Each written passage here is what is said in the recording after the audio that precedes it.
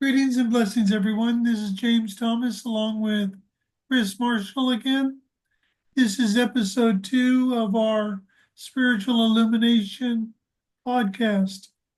Now, today's topic, as we said in the first episode, is going to be on trust and faith. But you have to understand the importance of trust and faith. In your opinion, Chris, what is the most important aspect of trust and faith? Trust and faith is the foundation of everything that we believe in, everything that we are, who and what we are, because we have the trust in ourselves, in spirit, in source, and we have the faith in each of those to live our lives accordingly. It's the foundation, the building block of everything.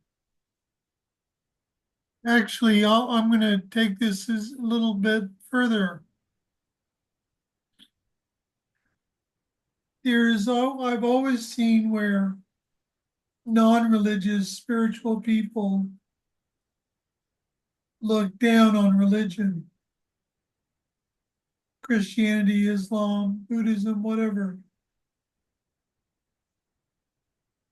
But the bottom line is that trust and faith transcends all faiths, all religions or spiritual traditions. Because it's like you have I'll give you an example. You have someone who knows they're a star seed. They feel their home is somewhere other than Earth. They feel it, they embrace it. Even with me having experiences with extraterrestrials, with Hal, with my grandmother, with many different objects and things that have happened in my life that have shown me that this is real, I still can't take a trip to the planet where I come from. I can't just take off and interact with those that I interact with on the other side physically. See, everyone is unique. So I have certain limitations. My limitations are I don't hear internally, although I've heard twice in my life, but only twice. And I don't see. So if I close my eyes and imagine an apple, I don't see an apple. So if I have a dream and I remember it clearly, it's because it's something important. And I'll give you an example of that.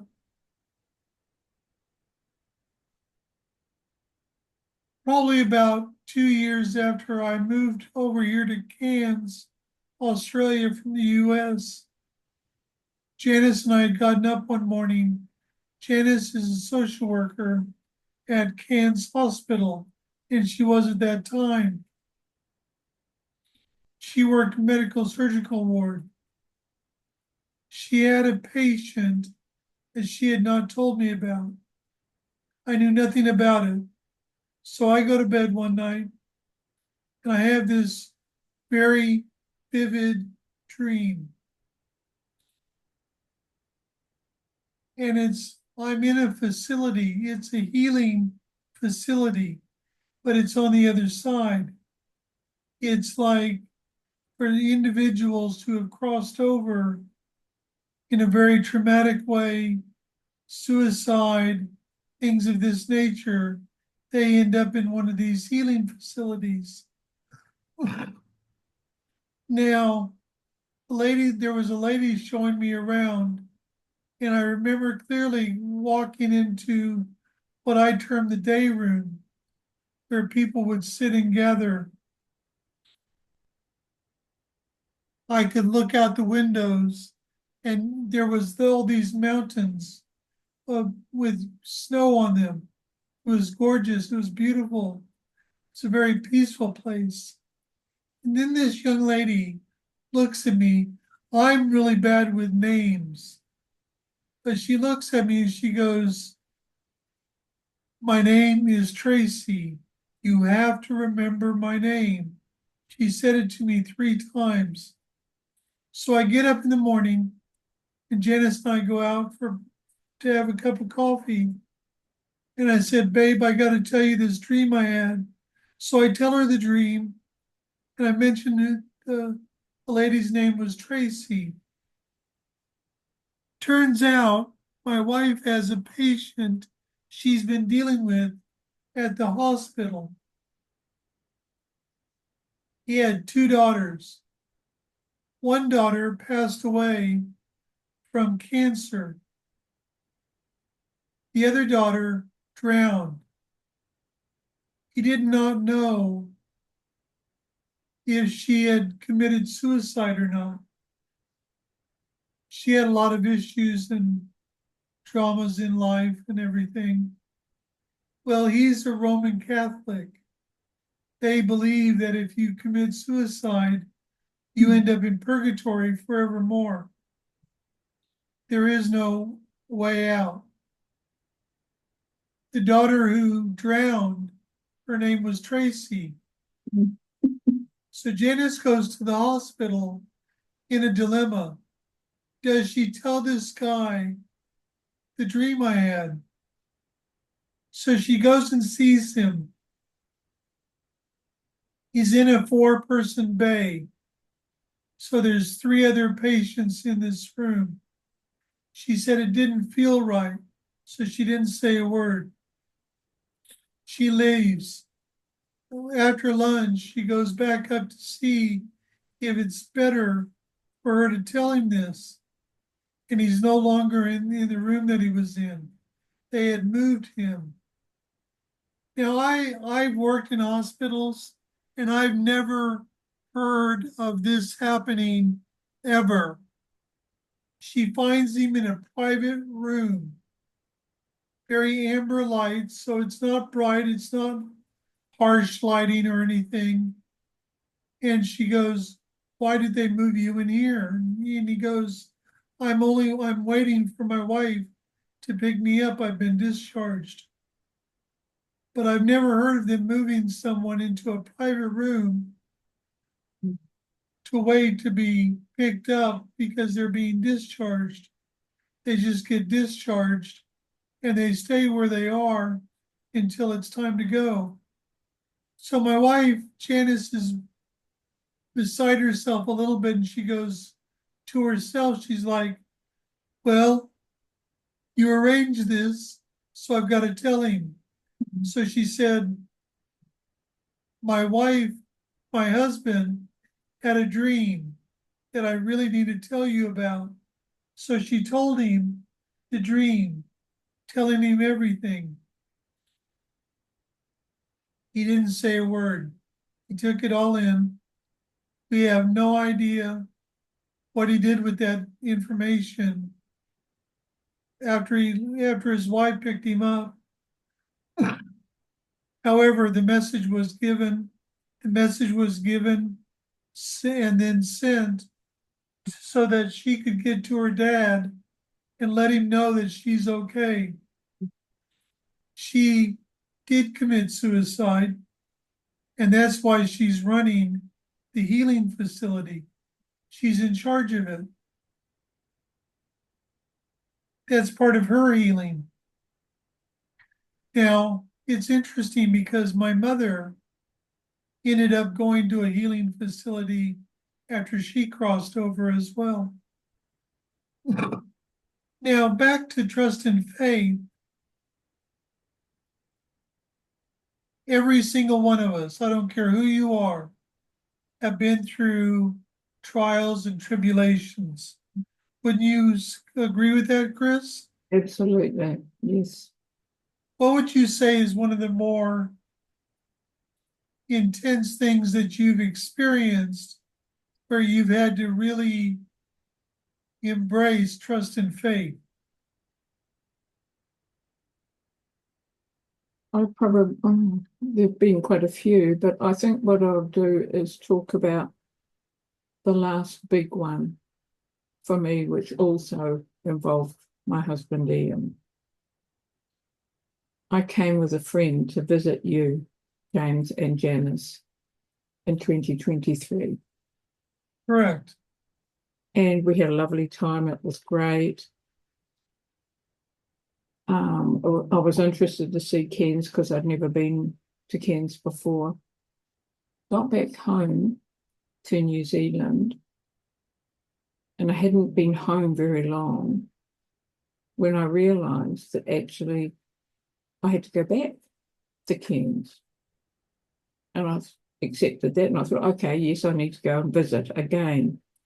But the more it went on, I realised that the message was not that I needed to go back and visit, but it was actually that I needed to move. So I had to have a conversation with Ian about this.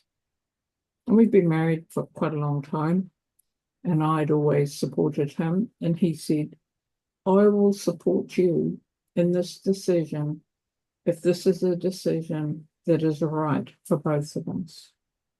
So we sat with it for a little while, and it came to pass, yes, it was the right decision. So we actually had to move physically, sell up everything, sell our home, sell everything, and move everything to Cairns, not knowing where we were going to live, not knowing anything about it. So we decided to come over and have a look at Cairns to see if there was anything, anywhere that we wanted to live. And we got taken around a few places to see whether we would be prepared to live there. And in doing that whole process, we were actually shown the place that we now live in 3 times. And it came up 3 separate times, that this place, and we hadn't even considered this place. What it all boiled down to was that we had to trust the message that we received that felt right, and we had to have not only the trust, but the courage and the faith to carry it out. Now, Spirit showed us the apartment we now live in 3 separate times, that this was the place for us. And it had been on the market for a while, and nobody had actually purchased it. And it was within our budget, and we thought, wow, look at this. And because we had shown trust and we'd had faith in the messaging we'd received, and it felt right to us, and we acted upon it, therefore everything in a whole series of events fell into place for us. So we moved, we got the place we were supposed to get, and all sorts of other things, peripheral things, fell into place, because this is where we were meant to be, to do more of the work that we're here to do. So that was the last thing. And those little things slotting into place are still continuing. Oh, yes. So I think that the trusting that you're receiving a message first off, trusting that the message is for you, trusting that the message feels right, and then having the faith in yourself and in Spirit that you will actually continue it, you will carry it out, you will see it through. So that's the last big one for both of us, I think, which was demonstrating to Spirit that we heard the message, we realised the importance of it, and we carried it out. And therefore Spirit meets you halfway to ensure that everything slots into place for you. You know, one thing that I want to mention here, like I said, we each faced trials and tribulations. Now, that would have been pretty intense for you because both of your children, although they are adult children, live in New Zealand. Yes, yes. Now you've lived in the house for 8 years, I believe, Mm-hmm. and to sell everything and to move does take a great deal of courage. For mine, well, you know what mine is, but for the purposes of this podcast, I'll share my biggest and challenging trust and faith move. March 1st, Monday morning, 2021. Janice had to go to work that day. I would get up when she had to go to work. I would get up at 6 in the morning and I would go out and make tea and coffee. And once they were made, I would take the tea and coffee back into the bedroom and I would sit in bed and have my coffee. And Janice would have her tea when she woke up.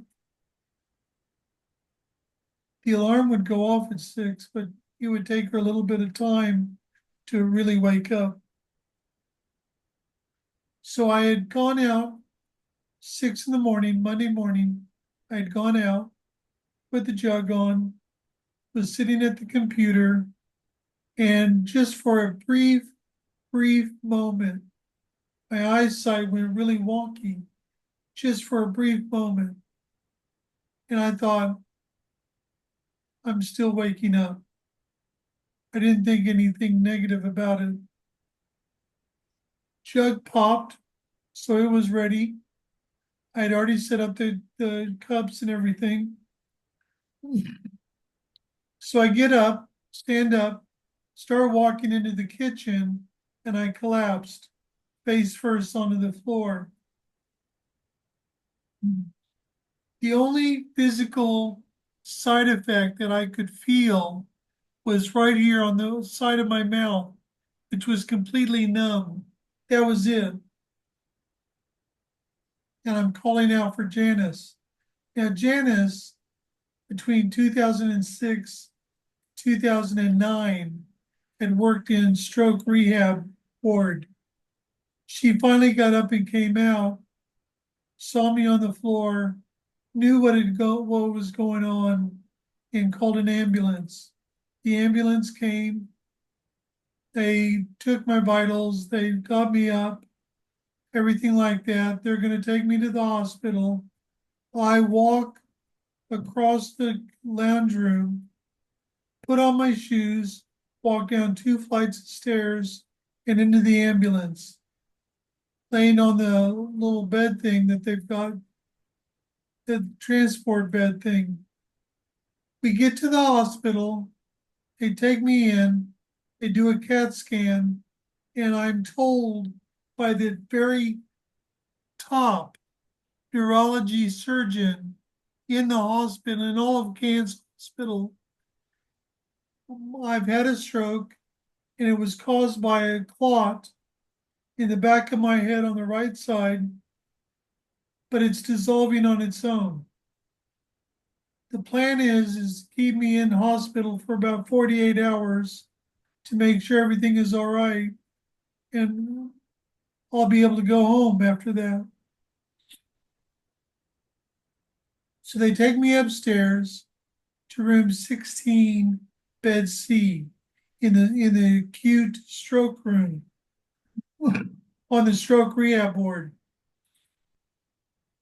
So Janice comes up with me and she goes, I'm going to go see my boss and let him know what's going on. I said, yeah, do what you got to do. She leaves. About 2 hours later, I became paralyzed on my left side. The neurology doctors have no idea why. Mm. They actually admitted to me later on that that the clot caused the stroke, but they had no idea why I lost the use of my arm and leg because the clot was dissolving on its own. Now, when you have a stroke and it causes what they term physical deficits, Mm. it can be very depressing. You can become very angry, very upset, very depressed. I mean, imagine if you're laying on a bed and if you have to use the toilet, you can't get up and just go to the toilet. You can't just go in and have a shower. You can't just stand up and get dressed. You can't do anything. For the first 2 weeks, I couldn't even move my toes on my left foot. What surprised me the most is I didn't get angry. I didn't get depressed. It's almost like, yeah, this happened because it was meant to happen. That kind of a feeling, which is very strange to have when you're going through a life-altering health crisis. On day 4, a lovely young lady named Sarah came and got me and took me to the physio gym, and she could see, and she transferred me to one of their beds that raised up and down. And I was sitting there. She could see I had perfect balance. So her and 2 other physios helped me stand up. First time I stood up since my stroke. She looks up at me and says, "You're going to be a walker." Now, I had to relearn how to walk from scratch. But it's worse than that because my left leg is weak. And so I don't walk like most people would normally walk. And but I walk around in the morning when I first get up barefoot. I've walked over 5.5 kilometers in Tokyo, Japan. I've traveled and I've been to 7 different countries since my stroke. I've been to New Zealand several times. And it's like, I know everything's going to be fine. I don't know timing. My arm still doesn't work much. I can do that, but I can't do that with my left arm. Technically, I can do a fist bump with my left hand, but it's like it doesn't move naturally or anything like that. I know I will give my left arm back at some point, at least the majority of it. And I know this because I've dreamt about it. So it's like I've had to have trust and faith that I can give my life back, that it's not over with. So many people who have a stroke and have physical deficits, they just sit in their chair day in and day out and do nothing. I have met others like myself who have had strokes, who are out there traveling, enjoying life, things of this nature. But it takes great courage to be able to do things like this. Absolutely. So let's change this just a little bit. Like I said, it takes trust and faith in your spiritual beliefs, in your religious beliefs, in your things that you experience or go through. It takes a great deal of trust and faith to be willing to go, we're going to uproot our entire life and move countries. I did it at the age of 35. Chris and Ian have done it much later in life than what I was. But it still takes a great deal of trust and faith and courage. I mean, think of it from my perspective. For Chris and Ian, they're moving to a place together. They've been married over 40 years.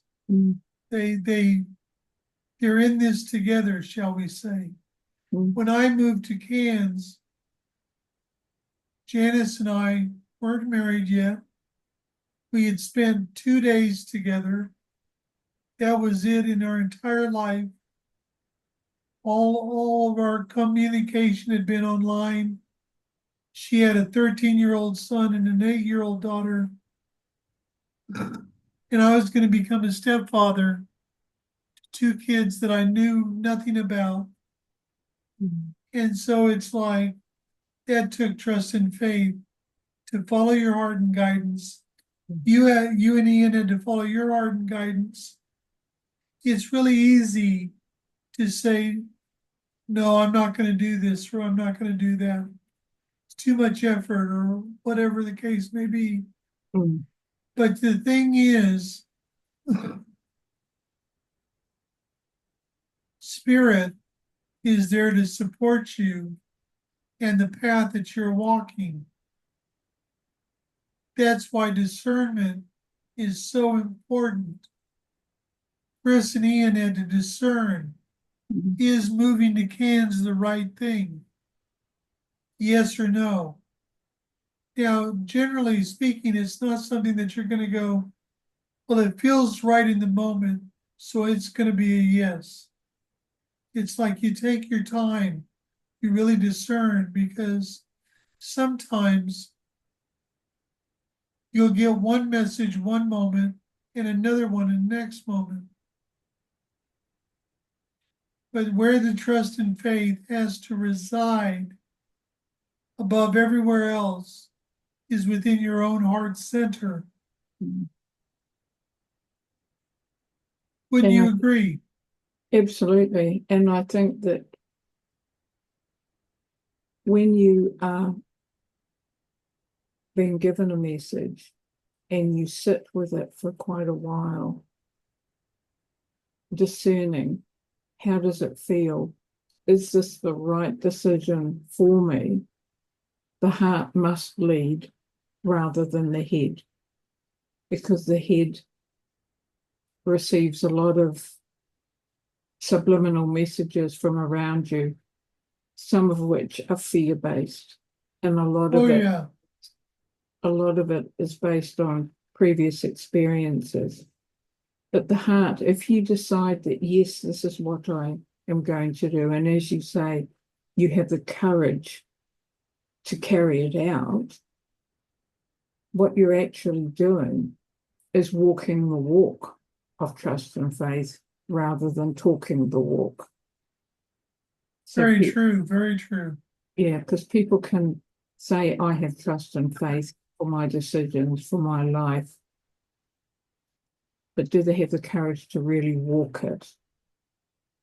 And it's not easy. It's not easy. We didn't really know what our life was going to be like. Most of it, we did as much research as we could, but most of it was done on trust and faith. I mean, well, it's like when you're going with trust and faith, you get supported. And I'll give you a perfect example of that. I mentioned about moving to Australia from America. Now, at the time, everything about my life was lived in fear. Everything. I had tried to convince Janice that we weren't meant to be together in this life. And then one day I woke up and I realized I didn't have a choice. So I called her and said, I'm coming, blah, blah, blah. So in February of 2000, my flight leaves Seattle, Washington on the 22nd of March, 2000 to fly from Seattle to Los Angeles, get a connecting flight from Los Angeles to Sydney, and then get a flight from Sydney to Cairns.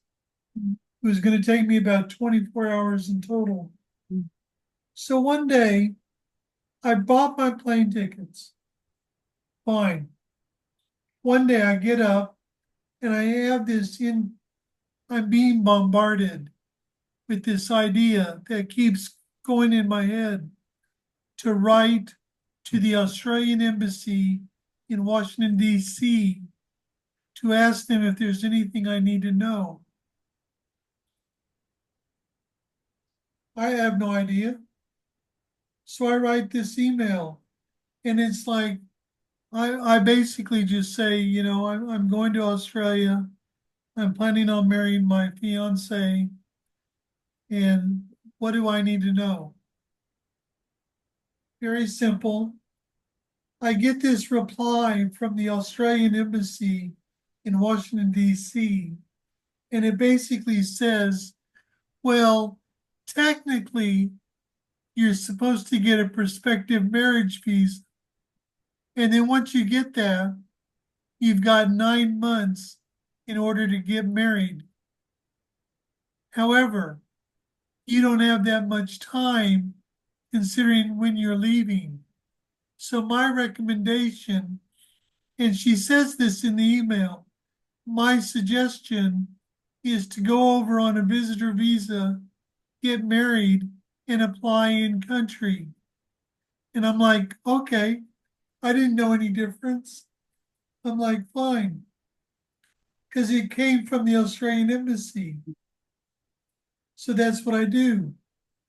Now, one day I'm at the immigration, Janice and I are at the immigration department, and I mentioned this email, and the lady's like, can I see that email? So we printed it out and took it in for her. She reads the email and she goes, this is a major no-no.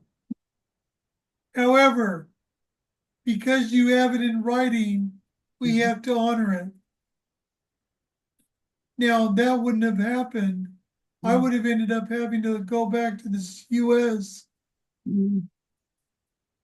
otherwise, but instead, I got to stay there. I got my work rights in August of 2000. Janice and I married on July 2nd. And this next July 2nd, we celebrate 25 years of marriage in Glasgow, Scotland. Because Trust and faith. Yeah. If you focus on your trust and faith, spirit, that's like meeting spirit halfway. If you're willing to meet spirit halfway, spirit will fully support you. Is there anything else you'd like to share on this? Well, I think just to say that trust and faith often is an adventure, but it's always part of your journey.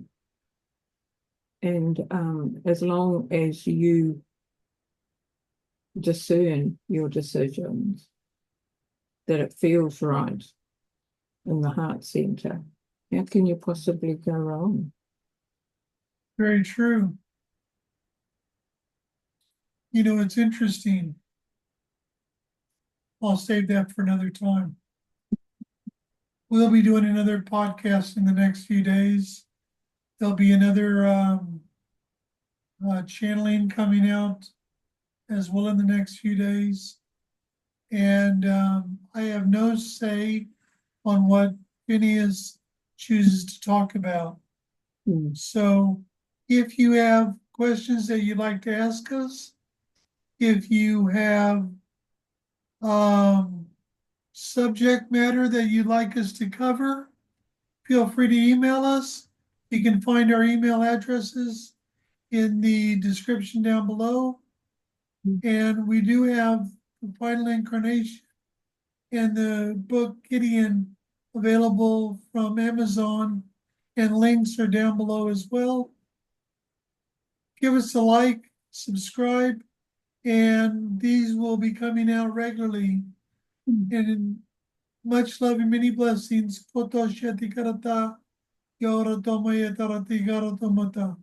Until next time.